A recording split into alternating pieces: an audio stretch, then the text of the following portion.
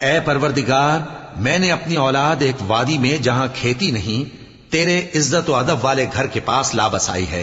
اے پروردگار، تاکہ یہ نماز پڑھیں سو تو لوگوں کے دلوں کو ایسا کر دے کہ ان کی طرف جھکے رہیں، اور ان کو میووں سے روزی دیتے رہنا تاکہ تیرا شکر کریں۔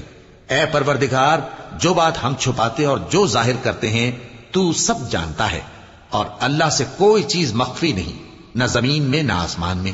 اللہ کا شکر ہے جس نے مجھ کو بڑی عمر میں اسماعیل اور اسحاق بخشے، بے شک میرا پروردگار دعا سننے والا ہے۔ اے پروردگار، مجھ کو ایسی توفیق عنایت کر کہ نماز پڑھتا رہوں، اور میری اولاد کو بھی یہ توفیق بخش۔ اے پروردگار، میری دعا قبول فرما۔ اے پروردگار، حساب کتاب کے دن میری اور میرے ماں باپ کی اور مومنوں کی مغفرت کیجو۔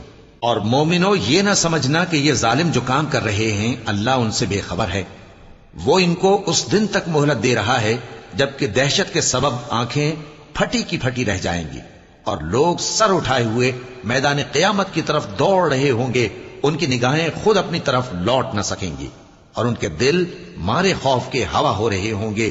اور لوگوں کو اس دن سے آگاہ کر دو جب ان پر عذاب آ جائے گا، تب ظالم لوگ کہیں گے کہ اے ہمارے پروردگار، ہمیں تھوڑی سی مہلت عطا کر تاکہ ہم تیری دعوت توحید قبول کریں اور تیرے پیغمبروں کے پیچھے چلیں۔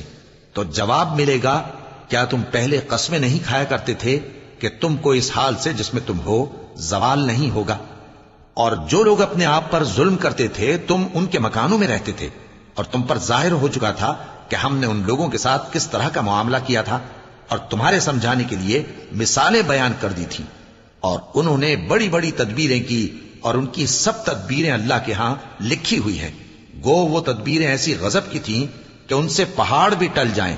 تو ایسا خیال نہ کرنا کہ اللہ نے جو اپنے پیغمبروں سے وعدہ کیا ہے وہ اس کے خلاف کرے گا۔ بے شک اللہ زبردست ہے، بدلہ لینے والا ہے۔